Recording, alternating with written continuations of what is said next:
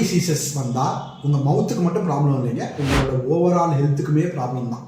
ஆமாங்க, இது world oral health day 2025க்கான 20 days 20 dental myth buster series day 13.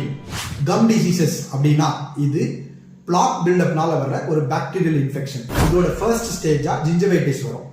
Comes ரெட்டாக இருக்கும், ஸ்வாலனாக இருக்கலாம், நீங்கள் ப்ரஷ் பண்ணாலே ப்ளீட் ஆகலாம். இதுக்கு ப்ராப்பரான கேர் எடுக்காம விட்டுட்டா இது அடுத்த ஸ்டெப்பான பெரியார்டைட்டிஸில் போய்விடும்.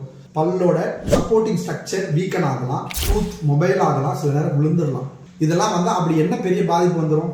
ஹார்ட் டிசீசஸ் அண்ட் ஸ்ட்ரோக் வரலாம், உங்களுக்கு ரெஸ்பிரேட்டரி டிசீசஸ் வரலாம், ப்ரெக்னெண்ட்டாக இருந்தால் ப்ரெக்னென்சி காம்ப்ளிகேஷன்ஸ் வரலாம், டயபெட்டிஸோட இம்பாக்ட் கூட வர வாய்ப்பு இருக்கு, ஏன் உங்கள் பிரெயினை கூட பாதிக்கலாம்.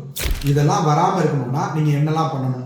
டெய்லி ப்ரஷிங் அண்ட் ஃப்ளாஷிங் பண்ணுங்க, ஹெல்த்தி டயட்டாக எடுத்துக்கோங்க, அவாய்ட் ஆல்கஹால் அண்ட் ஸ்மோக்கிங், ரெகுலராக டென்டல் செக்அப் பண்ணிக்கோங்க.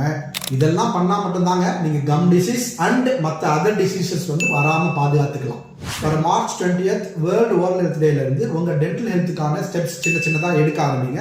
It is good for your health and for your smile.